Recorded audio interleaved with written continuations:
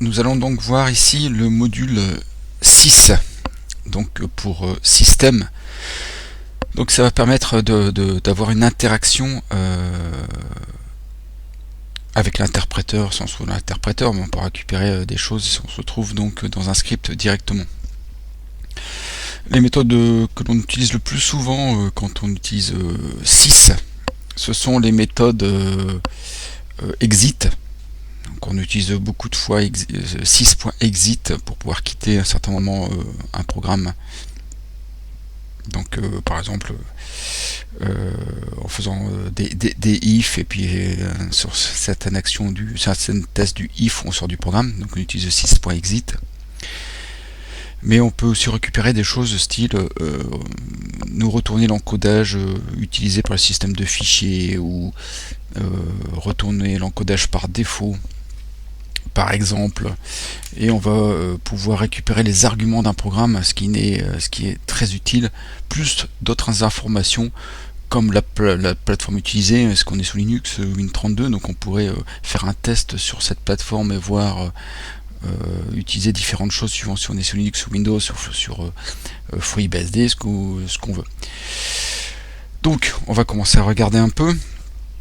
Donc déjà il faut que je fasse un import 6. Donc là on importe et je peux faire des petits tests. Si je fais par exemple 6 le print, on va faire du 6 point et on va commencer par exemple, on va faire un get default get default encoding, get default encoding. Donc on voit ici un get default encoding ASCII. Et si on fait un get system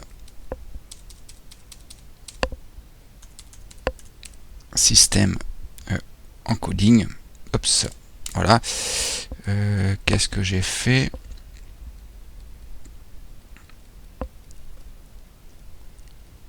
Pardon, get file system encoding, on voit UTF-8, donc on voit la manière dont quel est l'encodage, je veux dire, du système de fichiers. Ensuite, si je fais un 6.exit, voilà, donc on voit que l'on est sorti, puisque je fais un 6.exit.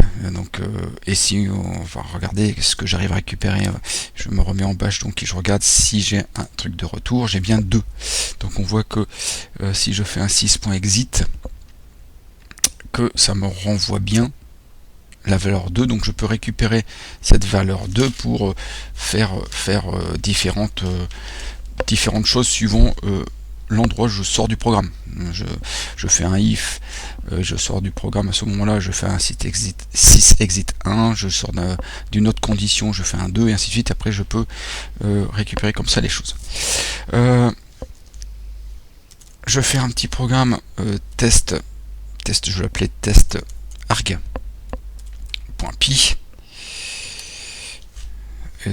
Donc je vais commencer.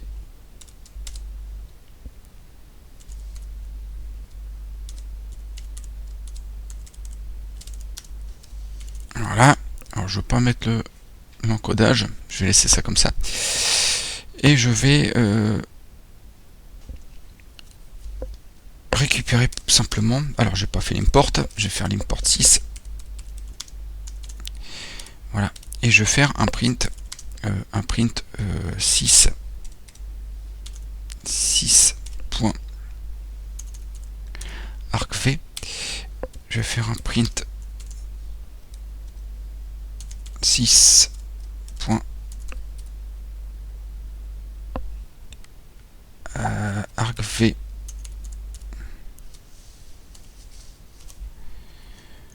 de 1, mais je fais un 6.argv de 0 d'ailleurs. Print 6.argv de 0. Et on va voir un peu ce que ça me donne. J'enregistre ça. J'enregistre, oui. Chmod U plus X de test.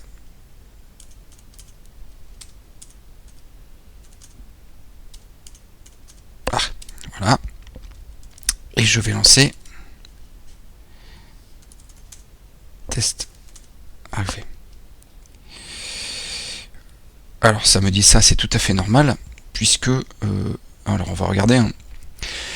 Alors je vais peut-être afficher. Voilà, pour avoir les deux. On voit que j'ai fait d'abord un 6, print 6 arg v, et on voit que la première chose qui me sort, c'est une liste avec un élément qui est le nom du script lancé. Mon deuxième est ici, .test argv de pi, et en fait il me reprend le premier élément, et ça c'est argv de 0, sans douter on a vu les listes. Et là, bien sûr il se plante, puisqu'il n'y a rien. Donc du coup je vais faire une nouvelle tentative, je vais relancer ça en faisant Toto. Donc on voit ici que on met un argument ici en ligne de commande quand on lance le script, on met un argument derrière le nom du programme et on le récupère ici. Si je modifie, on va s'arrêter là pour arriver, on aura compris le fonctionnement. Si je fais print 6.argv de 2, voilà, et que je relance en faisant Toto Tata, bon, on voit que ici, c'est-à-dire quand je fais 6.arg2v, je récupère en fait une liste de tous les arguments. Et l'argument 0 est le nom du script lui-même. Ce qu'on vérifie ici en faisant 6.argv de 0, 6.argv de 1, 6.argv de 2. Donc on peut récupérer comme ça des choses que l'on met en lançant le script, en argument du script, et les utiliser dans notre script. Donc on pourrait demander par exemple le nom de l'utilisateur, on pourrait demander, on pourrait mettre en argument le nom d'un fichier qui s'appellerait annuaire, et dans notre script on pourrait rechercher le nom d'utilisateur dans l'annuaire et puis sortir par exemple si ça existait son numéro de téléphone.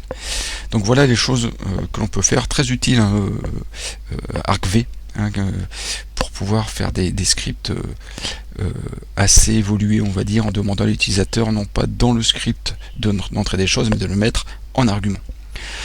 Donc on va regarder d'autres choses. Je vais repartir par contre ici dans l'interpréteur.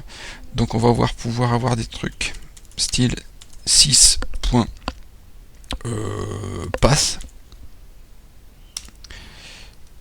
J'ai pas fait l'import. Voilà, et je reprends 6.pass et on voit que 6.pass va nous donner les répertoires dans lesquels Python recherche ses modules. Donc ici, quand on crée un module, que l'on a vu dans la leçon précédente, quand on crée des modules, il va les chercher à certains endroits, d'abord à l'endroit où il se trouve, puis à ces endroits-là, pour aller voir si les modules que l'on lui demande d'importer existent. Et s'il ne trouve nulle part ici, ni à l'endroit courant, il nous dit qu'il ne connaît pas ce module. On va pouvoir faire du 6. Plateforme. Plateforme, j'ai simplement mis un intro. On voit qu'ici on est sous Linux, donc ça pourra nous donner des indications. Donc plateforme sur comment dire, la plateforme où on se trouve, Windows, Linux et ainsi de suite. On va voir aussi 6.stdin, 6.stdout, 6.std E2R, ERR pour erreur. Donc stdin va afficher le descripteur associé à l'entrée standard.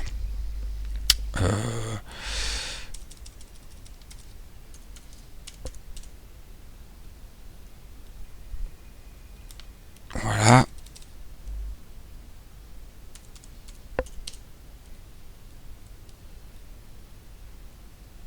Donc sur ici pardon, la sortie standard, l'entrée standard, la sortie d'erreur. On a des choses style version qui vont pouvoir aussi avoir quelquefois de l'utilité, savoir quelle est la version installée, et un petit peu plus détaillé info. Donc on va avoir ici les versions, donc on est en version 2, 7, 9, release finale. Voilà. Donc voilà un peu. Il existe bien sûr plein d'autres choses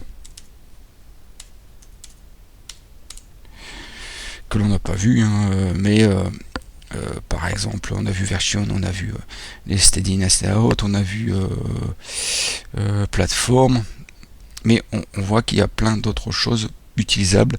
Get size off qui peut être des fois très utile. Voilà, exit on l'a vu. Des infos sur différentes choses, hein, comme infos sur les floats.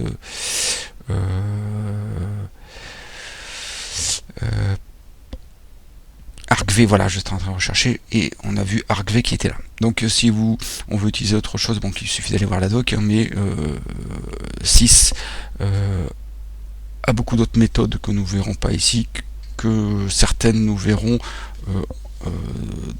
par la suite quand nous ferons de petits programmes et nous aurons sûrement besoin de petites choses là-dedans. Nous verrons comme prochain module le module OS.